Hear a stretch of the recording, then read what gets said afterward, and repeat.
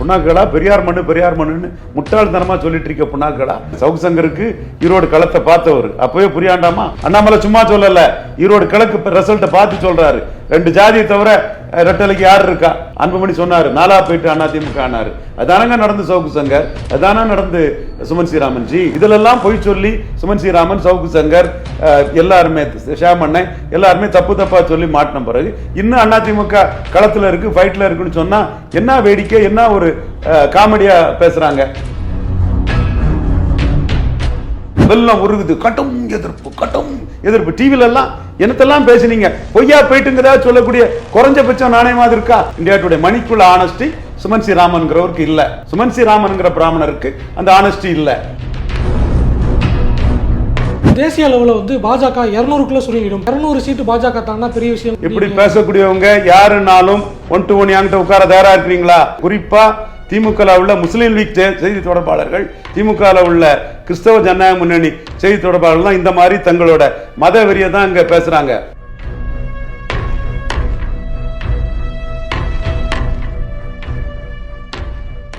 தமிழ் நேயர்களுக்கு வணக்கம். இன்றைய நேர்காணல் சிறப்பு விருந்தினர் அரசியல் விமர்சகர் வழக்கறிஞர் ரவீந்திரன் துரைசாமி அவர்கள். வணக்கம் சார். வணக்கம் தம்பி. இன்னும் ஒரு வாரத்தில் தேர்தல் களம் விறுவிறுப்பாக போய்கிட்டு இருக்கு. பல்வேறு கருத்து கணிப்புகள் வருது. 39-0, 40-0, பாஜக 5 இடங்களை பிடிக்கும், அதிமுக 10 இடங்கள் பிடிக்கும், அதிமுக சைடில் 15 இடங்கள் பிடிப்போம் அப்படின்லாம் சொல்லிட்டு இருக்காங்க. களம் என்னவா இருந்துகிட்டு இருக்கு சார்? திமுக அணி ஸ்வீப் 40-0 இல்லை, ஒரு சில இடங்கள்ல பாஜக இண்டிவிஜுவலை வச்சு ராமநாதபுரம், அண்ணாமலை கோயம்புத்தூர், தினகரன் பெரியகுளம், தேனி, இவர் ஏசி சண்முகம், பாரிவேந்தர், சௌமியா அன்புமணி இவங்கெல்லாம் லோக்கலைஸ்டாக பண்ணி அவங்கள ஃபோக்கஸ் பண்ணி ஜெனரல் இஷ்யூவை அடித்து அவங்க இஷ்யூவை ஃபோக்கஸ் பண்ணி ஓபிஎஸ் இங்கே தேனியில் ஜெயித்த மாதிரி ஜெயிக்கலாம். மற்றபடி திமுக அணி ராகுல் காந்தி இங்கே ராகுல் காந்திக்கு செல்வாக்கு இங்கே அடிபட்டுட்டா எனக்கு மகிழ்ச்சி. தத்திராத்தை கோத்திர கவுல் பிராமணர் மண்ணு சந்தோஷத்தில் சொல்லலை. புண்ணாக்கடா பெரியார் மண்ணுன்னு முட்டாள்தனமாக சொல்லிட்டு இருக்க புண்ணாக்கடா. 71 இந்திரா காந்தி அம்மையார் தான் ஜெயித்தாங்க, 77 இந்திரா காந்தி அம்மையார் தான் ஜெயித்தாங்க, எம்ஜிஆரோட 5% அதிகம், 80 இந்திரா காந்தி அம்மையார் தான் ஜெயித்தாங்க. எம்ஜிஆர் கவுந்துட்டாரு. அதிமுக வாக்காளர்களுக்கு தேசிய தலைவி இந்திரா காந்தி தான். கலைஞர் சட்டமன்றம்னு வரும்போது எம்ஜிஆருக்கு போட்டுட்டாங்க, இந்திரா காந்திக்கு போட்டவங்க. 84 இந்திரா காந்தி காங்கிரஸுக்கு 5% எம்ஜிஆரோட அதிகம், 89 ஜெயலலிதா அம்மையார் சரண்டர், 91 சரண்டர், 2004 ஜெயலலிதா அம்மையார் 0, சோனியா ஸ்வீப்பு. அடுத்து 2019 சோனியா மகனுக்கு இங்கே ஸ்வீப்பு. வட இந்தியாவில் சோனியா மகனுக்கும் இந்த நாட்டின் மானத்தை காப்பாற்றி, ஆர்எஸ்எஸின் மானத்தை காப்பாற்றி, பாஜகவின் மானத்தை காப்பாற்றி பெரிய வெற்றி பெற்ற மோடிக்கும் 1 to 1 ஸ்டேட்டில் 30-35% டிஃபரன்ஸு. இங்கே சோனியா மகன் பிரைம் மினிஸ்டர்னு சொன்ன, ராகுல் காந்தி பிரைம் மினிஸ்டர் சொன்ன அணி 23% அதிகம் இங்கே. அப்போ அந்த ராகுலுக்கு வேல்யூ இங்கே குறைஞ்சிடுச்சா? 10 சீட்டு ஸ்டாலின் கொடுத்தாரா? எதுக்கு கொடுத்தாரு? ராகுலுக்கு வேல்யூக்கு தான் கொடுத்தாரு. காங்கிரஸுக்கு 2% ஓட்டு உண்டா? தனிச்சு போட்டிட்ட ஜோதிமணிக்கு 3% ஓட்டு உண்டா? ஜெயக்குமாருக்கு ஓட்டு உண்டா? யாருக்கு ஓட்டு உண்டு? தனிச்சு போட்டிட்டா பாராளுமன்றம்னா இன்னைக்கு ஒரு 3% ஓட்டு காங்கிரஸ் எடுக்கும், சட்டமன்றம்னா அது கூட எடுக்காது. ஆனால் அந்த கட்சிக்கு ஒரு 10% ஓட்டு இருக்குன்னு 10 சீட்டை கொடுக்குறாரா? நம்தம் சீமான் ஏன் 10 சீட்டு கொடுத்தீங்க, ஏன் 10 சீட்டு கொடுத்தீங்கன்னு மீட்டிங்கு தமிழனத்தை கொன்ன காங்கிரஸை கொடுத்தீங்கன்னு பேசிட்டு இருக்கிறாரு. பட் 2009 கலைஞர் கொடுத்து வெற்றியை பெற்றார அந்த இனப்படுகொலை டைம்லையே. 2019 ராகுல் காந்தி ஜெயித்திருக்கிறார. ராகுல் காந்தி செல்வாக்க நீங்கள் அடிச்சிட்டிங்களா? இவர் அன்புமணி ராமதாஸ் ராகுல் காந்தியை டிஸ்குவாலிஃபிகேஷன் பண்ணது தவறு. எப்படி திமுக காங்கிரஸ் கூட்டணியோட ஒட்டிக்கிட்டா ஜெயித்திரலான்னு நினைக்கிறாரு. திருமாவளவன் நின்று ஜெயிக்கிறாரே. நம்ம ராகுல் காந்தி ரோட்டில் குலாம் நபி ஆசாத் இப்போ இல்லைங்க, அவங்களுக்கு தெரிஞ்ச காங்கிரஸ்காரங்களை பிடிச்சி உள்ள நுழைஞ்சிட முடியாதான்னு அவர் நினைச்சாரு. எடப்பாடி பழனிசாமி 20 சீட்டு கொடுக்கணும்னு யாரெல்லாமோ பண்ணுறாங்க. சுனில் கனகூர் பண்ணுறாரு. அவர் பண்ணுறாருன்னா சுனில் கனகூர் கௌரவமான செஃபாலஜிஸ்ட்டு, எடப்பாடிக்கு டெபாசிட் கிடைக்கான்னு சொல்லுவாருன்னு சொன்னேன். அவங்க நின்றுட்டாங்க. ஸோ இந்த காங்கிரஸ் ராகுல் காந்தி இருக்கனால தானே கிறிஸ்டின் முஸ்லீம் அசோசியேஷன்ல அதெல்லாம் திமுக காங்கிரஸ் அணி தான் பலமான அணின்னு தீர்மானம் போடுறான். வெள்ளூரில் தீர்மானம் போடுறான், கோயம்புத்தூரில் தீர்மானம் போடுறான், எல்லா இடத்துலையும் தீர்மானம் போட்டுட்டு இருக்கிறான். அப்போ இதை மீறி ஜெயிக்கணும்னா சாதாரண விஷயமா? ஒரு சௌமியா அன்புமணி, ஒரு பன்னீர்செல்வம், ஒரு டிடிவி, ஒரு அண்ணாமலை இவங்கெல்லாம் ரிஸ்க் எடுத்து வெற்றி கோட்டை தொடலாம். அதிமுகவுடைய ரோல் இங்கே எதுவுமே இல்லையா சார்? அவங்க தான் கண்டெஸ்ட் பண்ணுறாங்க. ரெட்டலை சின்னம் இருக்குது. இப்போ வந்து அதிகார போட்டியில் ஒற்றை தலைமையில் தான் கட்சி இருந்துக்கிட்டு இருக்கு.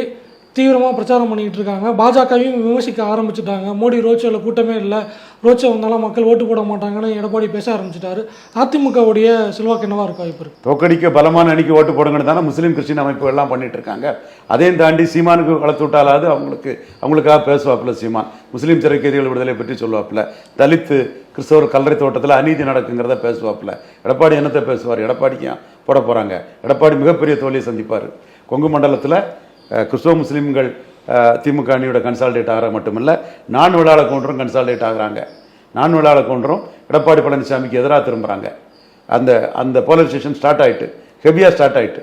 அப்போ எடப்பாடி பழனிசாமி பன்னீர்செல்வத்தை நீக்கினதுனால ஒரு தலைமை, ஒரு ஜாதி தலைமை, விழாவில் கவுண்டர் ஆதிக்கம், எடப்பாடி, பொன்னு தங்கமணி, வேலுமணி, எம்ஆர் விஜயபாஸ்கர், கருப்பண்ணன், தம்பித்துறை, பொன்னையன், செங்கோட்டை அண்ணன், இப்படி ஒரே விழாவில் கவுண்டர் ஆதிக்கமாக எல்லாரும் ஹெவியாக இருக்கிறதால பிற ஜாதிகள் எதிராக போவாங்க. இது இங்கே வெப்பேரி பக்கத்தில் இருந்தும் மயிலாப்பூர் பக்கத்தில் இருந்து பேசக்கூடிய அரசியல் விமர்சகர்கள் தெரியுமான்றேன். சேமண்ணனுக்கு தெரியும், அவர் ஏன் சொல்லாமல் இருக்கிறாரோன்னு தெரியல. தமிழ்மணிக்கு தெரியும், சொல்லிட்டாரு, அவர் தெளிவாக சொல்லிட்டாரு.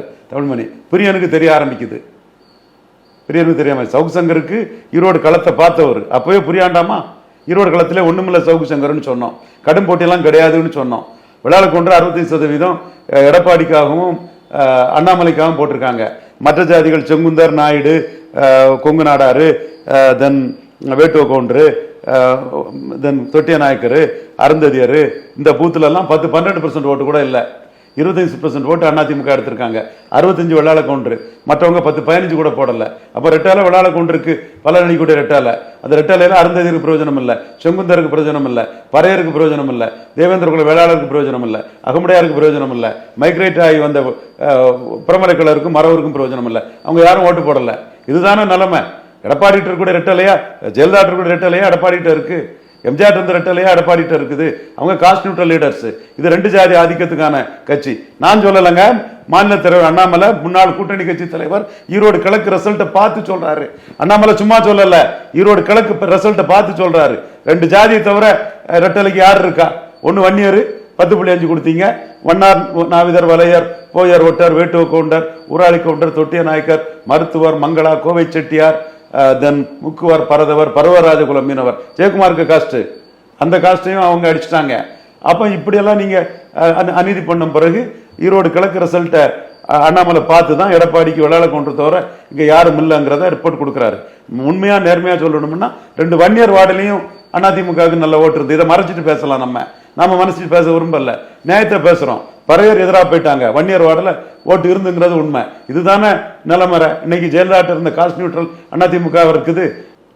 பாமக உங்களை வச்சு ஜெயிக்காதுன்னு 19 உங்களை வச்சு தோத்ததுனால 24 சீச்சி இந்த பழம் புளிக்கும்னு சொல்லிட்டு போயிட்டாங்க. ஏன்னா அனுபவம் படிப்புன தேராது. எடப்பாடி பழனிசாமி வச்சு தோல்விசாமி அன்புமணி சொன்னார், 4 போயிட்டு அதிமுக ஆனார். அதானங்க நடந்து சவுக்கு சங்கர், அதானே நடந்து சுமன் ஸ்ரீராமன்ஜி. நான் மறுக்க வரல. நீங்க நான் தப்பு சொன்னா தப்புன்னு சொல்லுங்க, நான் ஏத்துக்கிட்டு போறேன். பாயிண்ட் அவுட் பண்ணுங்க, நான் ஒத்துக்கிட்டு போறேன். பாமக வரமாட்டாங்கன்னு சொன்னேன், வரல. அல்லது உங்களை பலமானவங்களா ஒத்துக்கிட மாட்டாங்கன்னு சொன்னேன், ஒத்துக்கல. அடுத்தால மதிமுகவை ஜெயலலிதா அம்மையார் சேர்த்திருந்தாங்க. 4 எம்பி சீட்டு வச்சிருந்த மதிமுக. இன்னைக்கு மதிமுக பலம் குறைஞ்சு திமுக கூட இருக்காங்க. 2 கம்யூனிஸ்டுகளை ஜெயலலிதா அம்மையார் 3 கொடுத்து சேர்த்து வச்சிருந்தாங்க. அதிகாரம் இல்லாதனால 3 கொடுத்து சேர்த்து வச்சிருந்தாங்க. 14 அதிகாரம் வந்ததும் 1 கொடுத்து விரட்டி விட்டுட்டாங்க, அவங்க போயிட்டாங்க. அப்போ அதிகாரம் இல்லைன்னா என்ன முக்கியத்துவம்? அதிகாரம் இல்லாத ஒரு தேர்தலை சந்திக்கிறது எவ்வளவு கஷ்டங்கிறது எக்ஸ்ட்ராடினரி பிரில்லியண்டான ஜெயலலிதா அம்மையாருக்கு தெரியுது. எடப்பாடிக்கு தெரியலையே. இன்னைக்கு எடப்பாடி எங்க நிற்கிறாரு? கூட்டணி யார் வச்சிருக்கிறாரு? தேமுதிக. நீங்க 2021 செல்வாக்கு இல்லைன்னு சொல்லி துரத்தப்பட்ட தேமுதிக பாஜக கூட சேர்ந்து அச்சப்பட்டு பதறிப்பை 5 சீட்டும் ராஜ்யசபாவும் பிராமிஸ் பண்ணி கூட்டணி சேர்ந்திருக்கீங்க. அப்போ 2021 இந்த கட்சியை நீங்க எப்படி நடத்துனீங்க? இன்னைக்கு பிரேமலதா பொதுச் செயலாளர் எப்படி நடத்துறீங்க? அப்போ பிரேமலதாவுக்கு வெற்றி, எடப்பாடி பழனிசாமிக்கு தோல்வி. அதான உண்மை நிலைமை. அடுத்தால புதிய தமிழகத்தை நீங்க விரட்டி விட்டுக்கிட்டு 39,000 ஓட்டு எடுத்த புதிய தமிழகத்துக்கு இன்னைக்கு ஒரு சீட்டு கொடுத்துருக்கீங்க. அடுத்து எஸ்டிபிஐக்கு தினகரன் சீட்டு கொடுத்த மாதிரி 20,000 ஓட்டு எடுத்த கட்சிக்கு ஒரு சீட்டு கொடுத்துருக்கீங்க. நீங்க காங்கிரஸ் நம்பி ஏமாந்தீங்க. காங்கிரஸ் ராகுல் காந்திக்காக 10 சீட்டு கொடுத்து ஸ்டாலின் லாக் பண்ணிட்டாரு. நீங்கள் 5 சீட்டு கொடுத்து விடுதலை சிறுத்தைகளோட நினைச்சீங்க.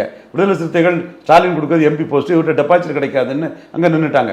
இவ்வளவு நடந்த பிறகு இதிலெல்லாம் பொய் சொல்லி சுமன் ஸ்ரீராமன், சவுக்கு சங்கர், எல்லாருமே ஷியாமண்ணை எல்லாருமே தப்பா சொல்லி மாட்டின பிறகு இன்னும் அதிமுக களத்தில் இருக்கு, ஃபைட்டில் இருக்குன்னு சொன்னா என்ன வேடிக்கை, என்ன ஒரு காமெடியா பேசுறாங்க.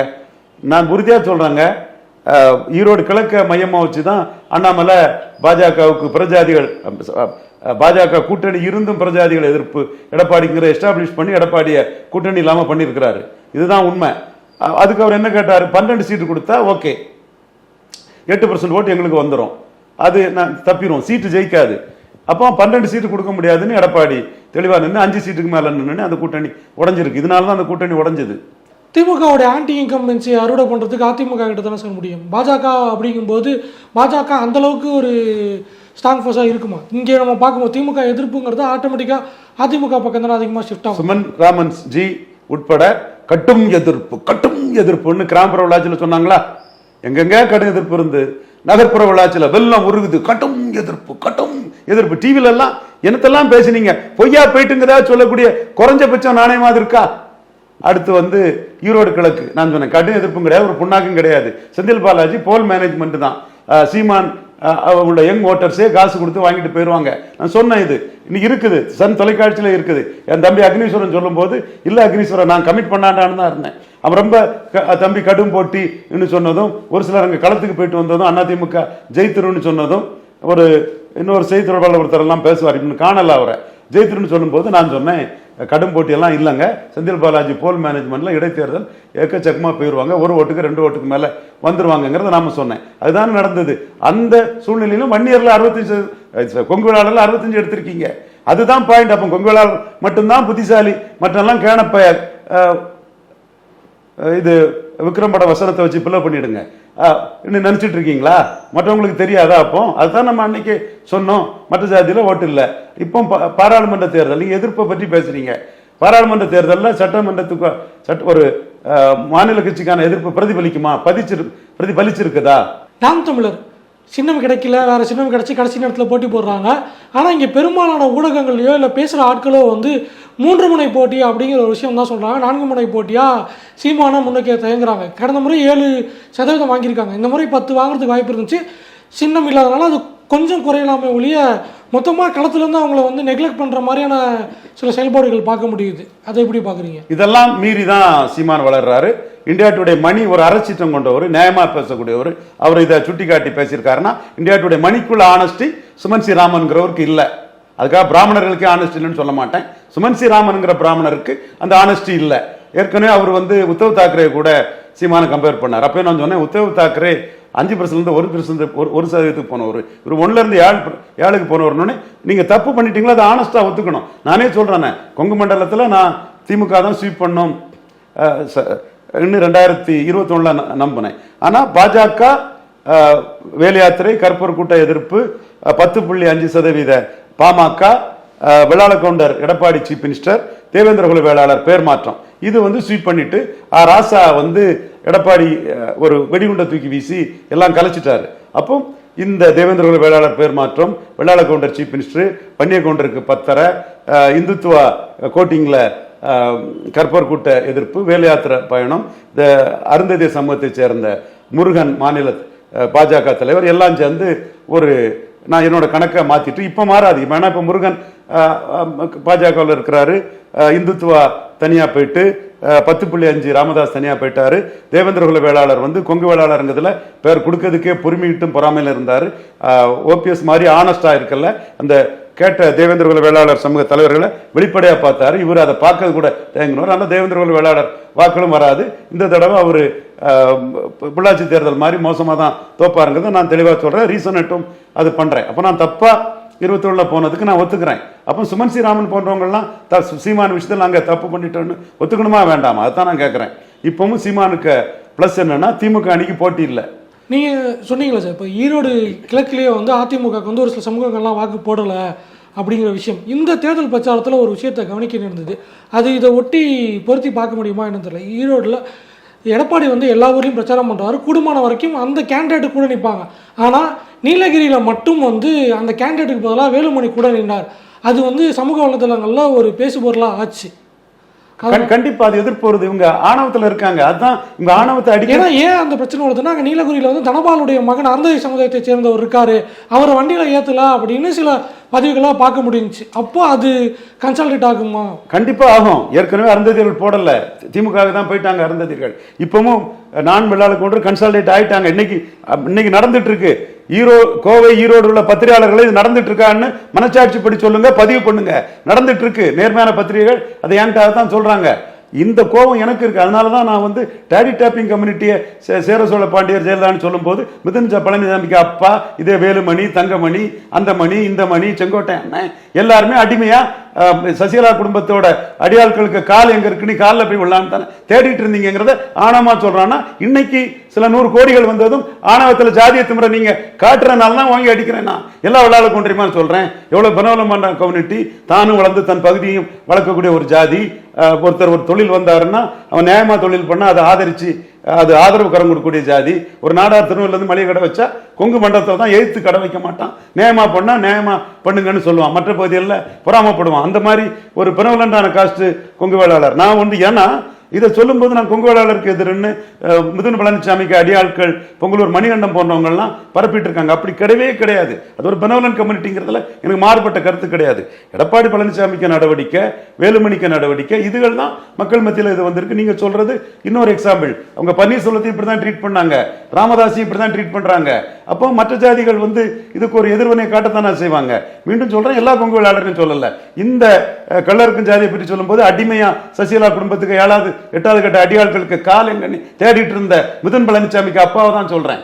ஒரு சில ஸ்டார் கான்ஸ்டிட்யூன்சி இருக்கு சார். அதுல வந்து போட்டியிடுற ஆட்கள்ல எந்த மாதிரியான விஷயங்கள் இருக்கும்? இப்போ தேனியை பொறுத்த வரைக்கும் வந்து டிடிவியும் போட்டியிடுறாரு, அவர்கிட்ட இருந்து போனா தங்க தமிழ்ச்செல்வம் போட்டியிடுறாரு. அங்க என்ன மாதிரி களம் இருக்க வாய்ப்பு இருக்குது? டிடிவிக்கு அவர் பலம், மோடி பிரதமருங்கிறது பலம். மோடி பிரதமங்கிறதுல பிற ஜாதிகளை கன்சால்டேட் பண்ண முயற்சி பண்றாரு. பன்னீர் அதை எஃபெக்டிவா பண்ணாரு. தினகரன் பண்ண முயற்சி பண்றாரு. தங்கத்தமிழ் செல்வனுக்கு பிரமலக்கல்லர் லோக்கல் பிளஸ் திமுக கூட்டணி பலம். அமைச்சர் மூர்த்தி பலம். அவர் கடுமையாக உழைச்சி தான் தீரணும். அதில் கோட்டை விட்டார்னா ஸ்டாலின் அவருக்கு மினிஸ்ட்ரியை எடுக்கிறதுக்கும் வாய்ப்பு வந்துடும். ஸோ மூர்த்திக்கும் அது ஒரு கம்பல்ஷன். தினகரனுக்கும் ஒரு பொலிட்டிக்கல் எலிவேஷனுக்கு அது ஒரு வாழ்வா சாவா போராட்டம். வேலு கார்த்திகன்லாம் எடுத்த கருத்து கணிப்புகள் அதை என்டால்ஸ் பண்ணுது. அதே மாதிரி கோபாலகிருஷ்ணன் என் ஃப்ரெண்டு, அவர் எடுத்த கருத்து கணிப்புகளும் அது இண்டிபெண்ட் தான். அதுவும் தினகரனுக்கு நல்லா இருக்குது. தினகரன் இண்டிவிஜுவல் போலரைசேஷனை பண்ணி இண்டிவிஜுவல் கேண்டிடேட் வெயிட்ல ஏறி வரணும். ராமநாதபுரம் ஓபிஎஸ் போட்டிடுறாரு. ஏற்கனவே வந்து நவாஸ் கனி அங்கே சிட்டிங் எம்பியாக இருந்துட்டு இருக்காரு. திருப்பி அவரை தான் போட்டிடுறாரு. ஓபிஎஸ்ஸுக்காக வந்து அவர் சுயேட்சையினோம்னா டம்மியாக நிறையா ஓபிஎஸ்ஸை வேற கிளம்பிறக்குனாங்க. அவர் இந்த முறை போட்டு வெற்றி பெறலாம் அப்படின்னா அவருடைய அந்த பொலிட்டிக்கல் பேட்டிலுக்கு ஒரு செட்பேக்காக இருக்க வாய்ப்பு இருக்குல்ல சார்? ஓபிஎஸ்க்கு வாழ்வா சாவா போராட்டம் தான். அரசியலில் ஜெயித்தாகணும். அவருக்கு ஒரு சிம்பதி இருக்கு. சீஃப் மினிஸ்டராக இருந்தார், அவரை எல்லாரும் ஏமாத்துட்டாங்களே சிம்பதி ஜாதி கடந்து இருக்குது. முகலதர்மத்தில் ரொம்ப பெரிய அளவில் இருக்குது. இதெல்லாம் அவருக்கு வெற்றி வாய்ப்பை கொடுக்கணும். நவாஸ் கனி 2வது வாராருங்கிறதும் ஓபிஎஸ்க்கு ஒரு ப்ளஸ் தான். இதை வந்து நீங்கள் ஜெனரலைஸ்டு ட்ரெண்டாக கொண்டு போகாமல் இண்டிவிஜுவலைஸ்டு ஓபிஎஸ்ஸை மையமாக வச்சு அந்த பிரச்சாரத்தை கொண்டு போகணும். ஜெனரலைஸ்டு ட்ரெண்டும் அதிகார பலமும் திமுக அணிக்கு சாதகமாக இருக்குது. அதை நம்ம மறுத்துட்டு பேச முடிஞ்சால் நம்ம தப்பு பண்ணிடுவோம். அந்த இடத்தை தாண்டி எப்படி தேனியில் ரவீந்திரநாத் குமாரை ஜெயிக்க வச்சாரோ அதே மாதிரி போல் மேனேஜ் பண்ணி மைக்ரோவா பண்ணி ஓபிஎஸ் ஜெயிக்கணும். ஓபிஎஸ்க்கு மக்கள் மத்தியில் ஒரு பெரிய அபிமானம் இருக்குது. பட் கூட்டணி பலம்ங்கிறது நவாஸ் கனிக்கு தான் இருக்குங்கிறது நம்ம மறுத்துட முடியாது. அதிகார பலமும் அவருக்கு இருக்குது. ஸோ கூட்டணி பலத்தை முறியடிக்கக்கூடிய அளவுக்கு ஓபிஎஸ் சென்ட்ரிக்கா எலெக்ஷனை கொண்டு போனோம். அதிகார பலத்தை முறியடிக்கக்கூடிய அளவுக்கு ஓபிஎஸ்க்கு கேடர்ஸ் வந்து விஜிலண்ட் அலர்ட்டாக நின்னாகணும். ஸோ கடும் போட்டி அங்கே நிலவை தான் நான் பார்க்குறேன். விருதுநகர் 3 பேருமே வந்து மக்கள்கிட்ட நல்லா பரிச்சயமான பிரபலமான ஆட்கள். ராதிகா சரத்குமார், விஜயகாந்துடைய மகன் விஜய் பிரபாகரன், ஏற்கனவே சிட்டிங் எம்பியாக இருக்கிற மாணிக்கம் தாக்கூர். ஆனால் அவருக்கு வந்து அழுத்தி இருக்குது அப்படின்னு சொல்லப்பட்டாலும் அவர் திருப்பி வந்து சீட்டு கொடுத்துருக்காங்க. அவரும் களமிறங்கியிருக்காரு. இதில் யாருக்கு என்ன வாய்ப்பு இருக்குது? கூட்டணி பலம் இது எல்லாம் வந்து மாணிக்கம்பலம் பேரன் காங்கிரஸ் அவருக்கு தான் இருக்குது. கிறிஸ்டின் முஸ்லீம்ஸ் ஓட்டு, திருமாவளவன் நம்பியுள்ள பரையர் ஓட்டு, தேவேந்திரகுல வேளாளர் மத்தியில் 50% ஓட்டு அவருக்கு தான் வருது. ஸோ அவர் தேவேந்திரகுல வேளாளர் பேர் மாற்றத்துக்கெல்லாம் அவர் நின்னாருங்கிறதும் மறுக்க முடியாது. காங்கிரஸும் அதுக்குள்ளே நின்னாங்க. ஆனால் தேவேந்திர குல வேளாளர் மத்தியில் இமானுவேல் சேகரன் காலகட்டத்திலிருந்து ஓரளவு காங்கிரஸுக்கும் வாக்கு வலிமை இருக்குது. ஸோ அவர் வந்து கூட்டணி பலம் இதிலெல்லாம் வச்சு அவர் மேலே நிற்கிறாரு. பிரபாகரன் கேப்டன் விஜயகாந்தோட சன்னுக்கு ஒரு அனுதாபம் இருக்கிறதாக பலரும் சொல்கிறாங்க. அது பொறுத்திருந்து அது எந்த அளவு ரியாக்ட் பண்ணுதுங்கிறத பார்க்கணும். கன்னியாகுமரி பொன்னார் வந்து கடைசி தேர்தல் கிட்டத்தட்ட அவரோட முதுமை காரணமாக அப்படிங்கிற மாதிரி ஒரு ப்ரொஜெக்ஷன் போயிட்டு இருக்காங்க. இந்த பக்கம் வந்து விஜய் வசந்த் இருக்காரு. போன முறை வந்து அவர் அனுதாபத்தால் ஜெயிச்சாரு அப்படிங்கிற ஒரு விஷயம் சொல்லப்படுது. இந்த முறை ஏற்கனவே பொன்னார் ஜெயிச்சாருன்னா ஒரு மினிஸ்டர் சீட் கொடுத்தாங்க. இந்த வாட்டியும் ஜெயிச்சா மினிஸ்டர் ஆகிறதுக்கு வாய்ப்பு இருக்குங்கும்போது அது எப்படி சார்? தமிழ்நாட்டிலேருந்து ஒரு அமைச்சர் அப்படிங்கிறது ஜெயித்தா மினிஸ்டராக வாய்ப்பு இருக்குங்கிற உண்மை தான்.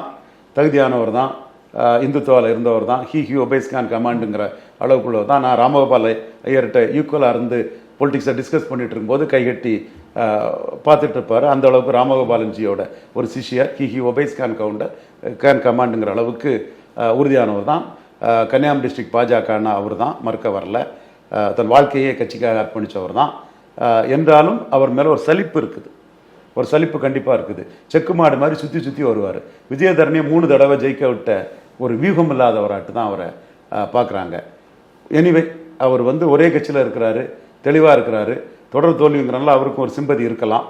இதெல்லாம் வந்து வெற்றி கொடுக்கணும்னா ஒரு கூட்டணி பலம் வேணும். வெறும் பிஜேபி மட்டும்னு சொன்னால் அதிமுக இந்துக்களையும் சேர்த்தா ஒரு 30-35% வாக்குகள் மேக்சிமம் வரலாம்.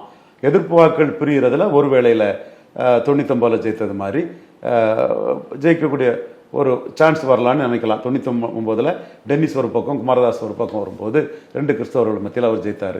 ஆனால் இப்போ இங்கே நிற்கிறது வந்து காங்கிரஸில் இந்து கேண்டிடேட் தான். அதுதான் இங்கே இப்போ பெரிய சிக்கல். காங்கிரஸில் ஒரு வசந்தகுமார் ஒரு தொழிலதிபரோட மகன் விஜய் வசந்த் ஒரு ஹிந்து நாடார் தான் காங்கிரஸில் நிற்கிறாப்புல. இந்த வகையில் விஜயதரணியை போட்டிருந்தா மோடி பிரதமங்கிற ஓட்டை தவிர வேற எந்த ஓட்டும் வந்திருக்காது. இந்த நாடார் தான் போட்டாகணும். விஜயதரணி போட்டால் தேராது, அது ரொம்ப மோசமாக போயிருக்குன்னு நம்ம தான் அந்த கருத்தை சொன்னோம். Hindu Nadar sir not taken for கிராண்டட்னு நாம் மோடி, அமித்ஷா, நட்டா, சந்தோஷ், அண்ணாமலை, குருமூர்த்தி இவங்களுக்கெல்லாம் போட்டது அவங்க எடுத்துக்கிட்டாங்க அந்த கருத்தை. விஜயதரணி காங்கிரஸில் நின்றுருப்பாங்கன்னா நான் நாடார் ஹிந்துஸ் போட்டிருப்பாங்க, கிறிஸ்டின் முஸ்லீம்ஸ் கன்சால்டேட் ஆகிருப்பாங்க, விஜயதரணி ஜெயித்திருப்பாங்க. அதே சூழல் தான் இப்போ விஜய் வசந்தம் இருக்குது. ஸோ எப்படி விளவங்கோட்டில் விஜயதரணி ஜெயித்தாங்களோ அதே மாதிரி ஒரு சூழல் விஜயதரணி காங்கிரஸில் நின்னா வந்திருக்கும். ஆனால் பிஜேபியில்னா மோடி பிரதமங்கிறத தவிர அவங்களுக்கு டெபாசிட் கிடைக்கிறதே கஷ்டமாக இருக்கும். அப்போ ஸோ இந்த சிக்கலான ஒரு இக்கட்டான சூழ்நிலையில் தான் பாஜகவும் இருக்குது. பாஜகவுக்கு ஹெவியாக ஓட்டு இருக்குது. ஆனால் அதை எதிர்கொள்ளக்கூடிய அளவுக்கு கிறிஸ்டின் முஸ்லீம்ஸ் ஓட்டு ஹெவியாக எதிர் சைடும் இருக்குது. அதிகார பலம் எதிர் சைடில் இருக்குது.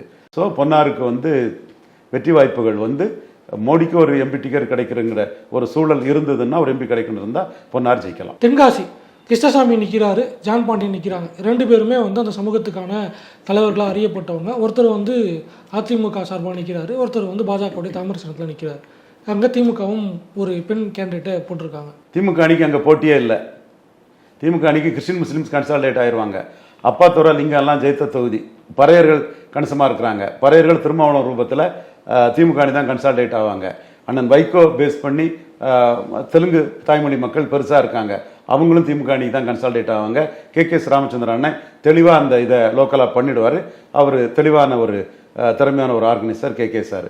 இவ்வளவும் இருக்கக்கூடிய பட்சத்தில் எதிரணி பிளவுபட்டு இருக்கக்கூடிய ஒரு தன்மையில் முக்குலத்தோரெல்லாம் அதிமுக விலகிய சூழ்நிலையில் கிருஷ்ணசாமி என்ன பண்ண முடியும்? ஜான் பாண்டியன் இன்னொரு கேண்டிடேட்டாக இருக்கிறாரு. அனந்தன் ஐயாசாமி நின்னா நல்லா இருந்திருக்கும். ஜான் பாண்டியன் பெரிய ஹீரோ தான் இந்த கம்யூனிட்டியில். பட் அதர் காஸ்ட் அக்செப்டன்ஸுங்கிறது வந்து அனந்தன் ஐயாசாமின்னு இருந்திருப்பாருன்னா சோகோ, வேம்பு ஸ்ரீதர் இவங்களுக்கெல்லாம் வேண்டிய ஒரு மற்ற லிங்குவிஸ்டிக் மைனாரிட்டிஸு, சிறிய எண்ணிக்கை ஜாதிகள், ராஜ்யூஸு, நாடார்ஸு இவங்கெல்லாம் ஆதரவு கிடச்சி மேலே போயிருக்கோம்.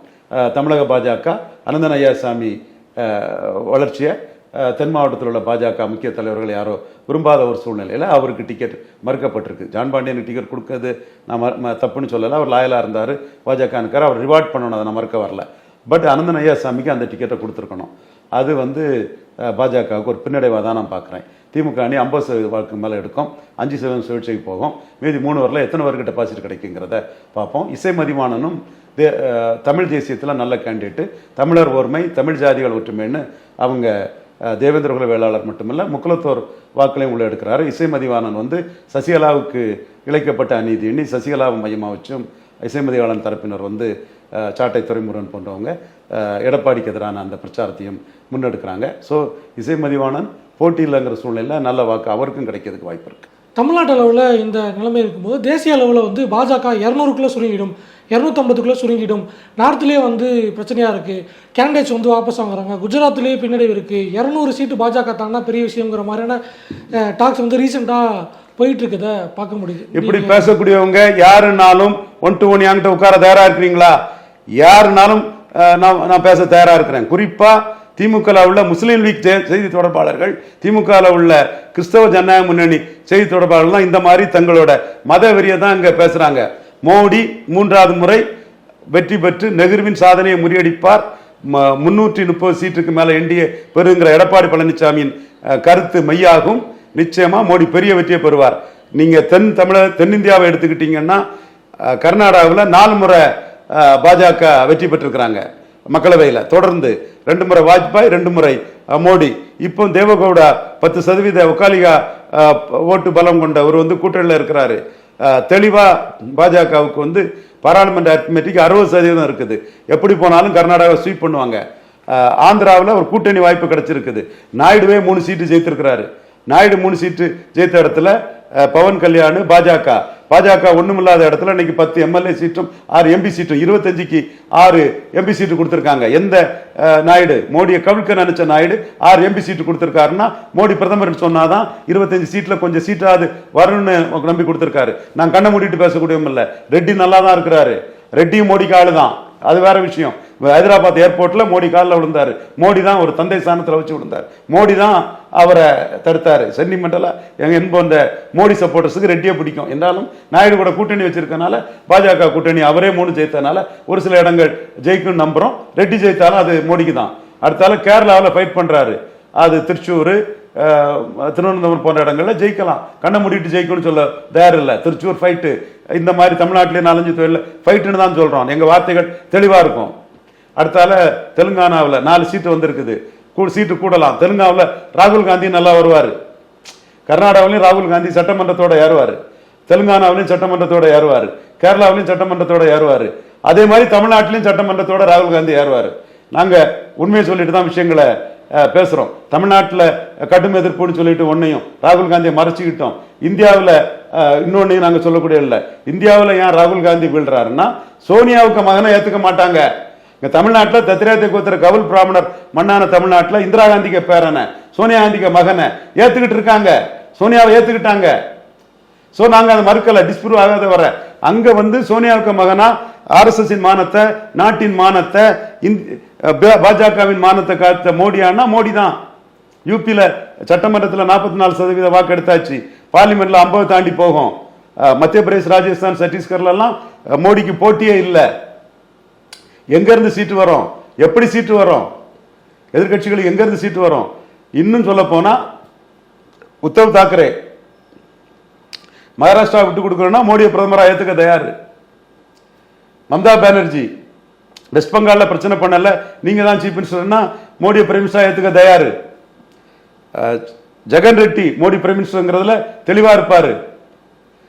நவீன் பட்நாயக் மோடி பிரைம் மினிஸ்டர் தெளிவா இருப்பாரு. ஏன் எடப்பாடிக்கு ஒரு சீட்டும் வராது, தப்பித்தவரி கூட வராது. ஒரு சீட்டு வந்தா கூட அவர் மோடியை தான் சப்போர்ட் பண்ணுவாரு. அவரை விட்டுருங்க, அவர் தேவையில்லை. இவங்கெல்லாம் வந்து மோடியை சப்போர்ட் பண்ணவங்க, மோடி கூட நின்னவங்க. சோ எந்த இடத்துல மோடி வீழ்ச்சி அடைவாரு? மோடிக்கு வீழ்ச்சிங்கிறதே இல்லை. 3வது முறையும் பெரிய வெற்றியை பெறுவார். பட் மகாராஷ்டிராவில் கொஞ்சம் சீட்டு குறையலாம். டெல்லியில் ஒருவேளையில் 1-2 சீட்டு சிம்பதி இருந்தா குறைஞ்சிடலாம்.